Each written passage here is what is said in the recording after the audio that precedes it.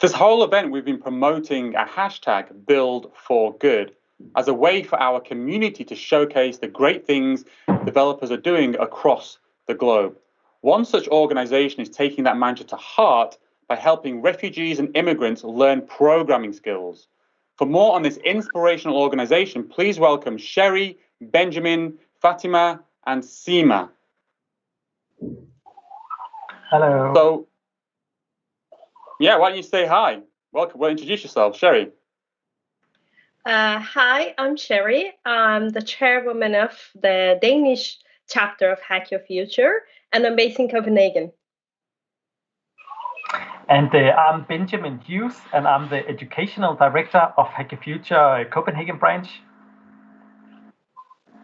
I'm Fatima, and I'm a front-end developer at Ocean.io.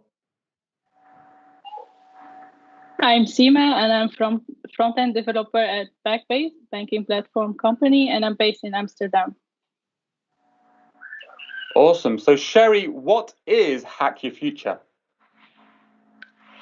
So Hack Your Future is a coding school for disadvantaged groups that they have no or limited access to the education or a job market. They can go through a 7-month intensive course and learn all the skills that they need to become a web developer. Once they finish these 7 months, we are trying our best to help them to get an internship job, which hopefully going to lead to a full-time position.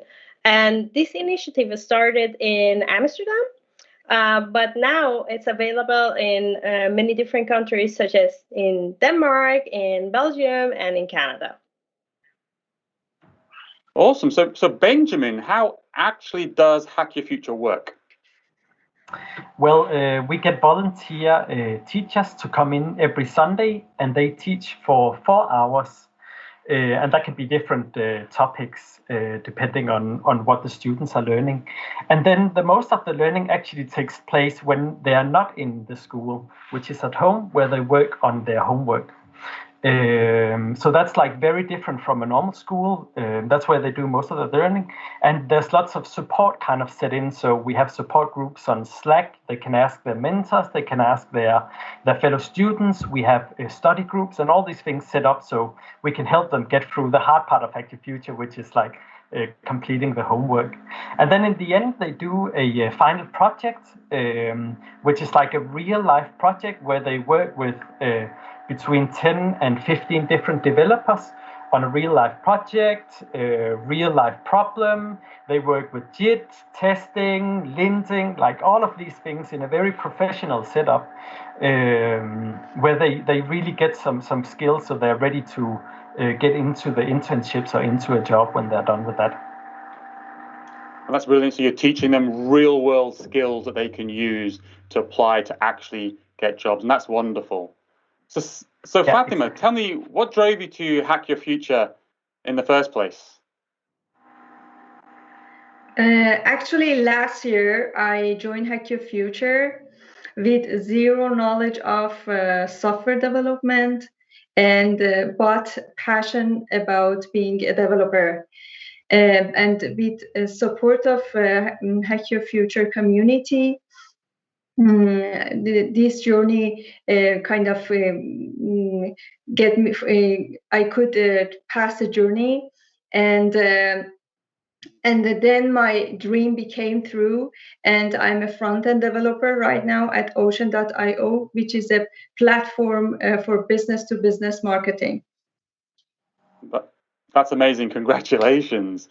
So, why did you actually decide to change careers into tech in the first place? What was your driving motivation there?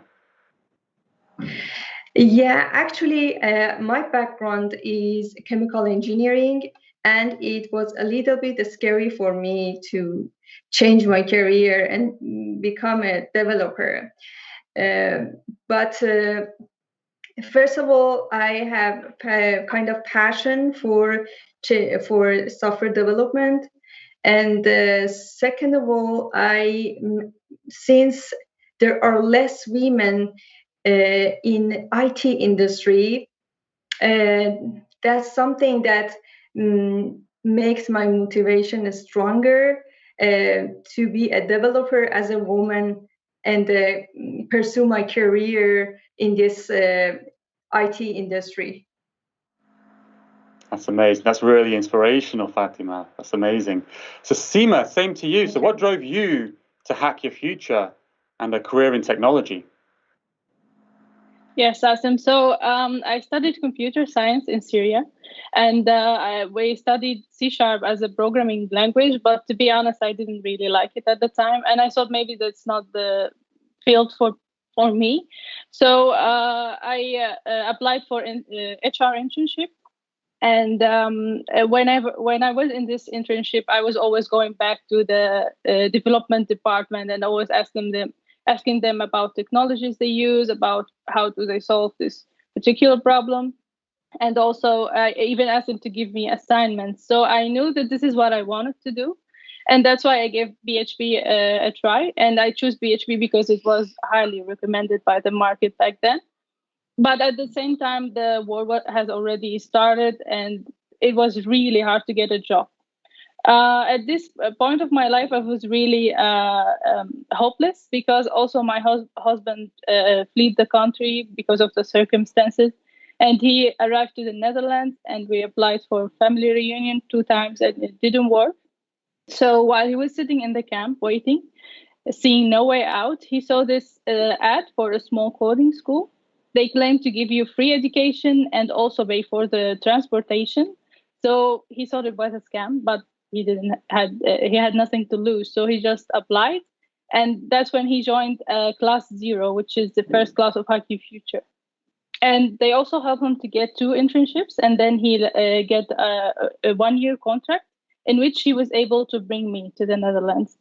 And when I arrived here, I knew that this is time to continue my dream, and what better place to do than Hack Your Future, because my husband already has experience there, and because they are basically the reason why I'm here. And that's when I joined. And after that, after a 7 months program, I graduated and got an internship. After 4 months, I got the job that I'm currently in, which I've been in for 1 year, 2 months and 14 days, according to Bamboo HR. And now both my husband and I are volunteers there. That's amazing. Congratulations, Seema. What an inspiring story. Thank you. So now you've graduated. Now you both graduated from the program. What are you doing now? Let's start with Fatima. What are you doing right now? Besides my full-time job as a front-end developer, I am a member of Hack Your Future community to also support and help a student during the software development program and makes it easier for them.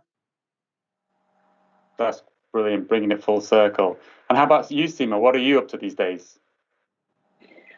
Besides being a full-time programmer or front-end developer, I build widgets most of my time. And in the weekend, sometimes I help at Hack Your Future. I help applying Agile to the project phase or the project module. So students are ready to start in a company after graduating. That's amazing. So after both going through the program, you're now part of the program that helped you get there. That's amazing.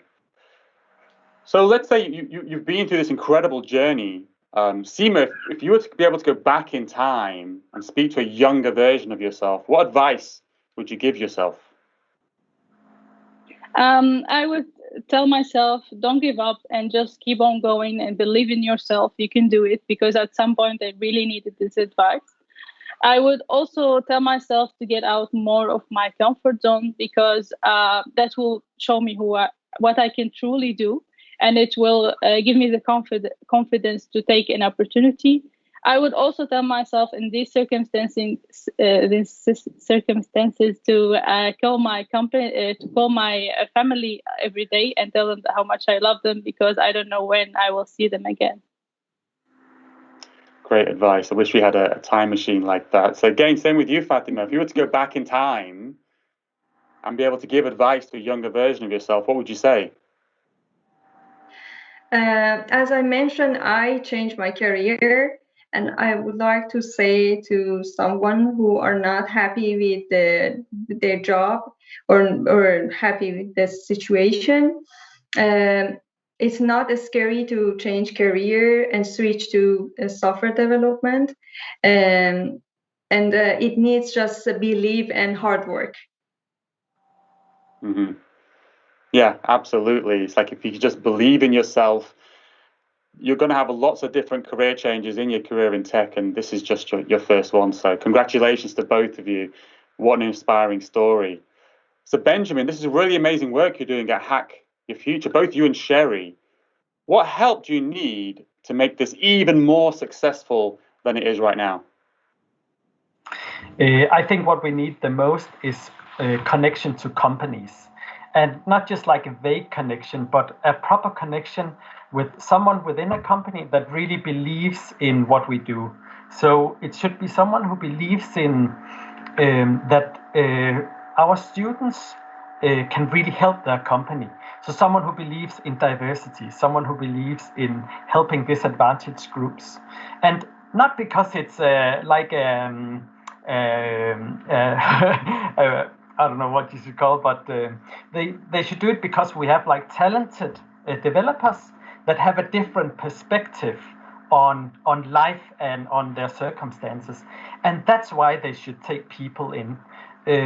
So if there are someone who thinks like that sounds like a really cool initiative, I would love to help, and I would love to kind of help with this project, then reach out, go into hackyourfuture.dk and write to me or Sherry. There's contact info there, and you can help lots of ways. You can help with company visits, you can help with donations, you can help with getting internships, getting jobs. Like, there are so many different ways that you can help. So if you have a good idea, like, reach out. We are very glad to speak to companies. So that's probably the biggest help we can get, I would say. Oh, brilliant. And yeah, and if there's a call, so just repeat the domain name for me if you can. Is it hackyourfuture.? Well, the Copenhagen branch is hackyourfuture.dk, and the Amsterdam branch is hackyourfuture.net. Ah, fantastic. So yeah, great shout out for anybody who's listening right now. If you want to help, if you've got a position, please reach out to Hack Your Future. What an inspiring story. What amazing work this community and this organization is doing. Thank you so much for all of it. So now back to the studio.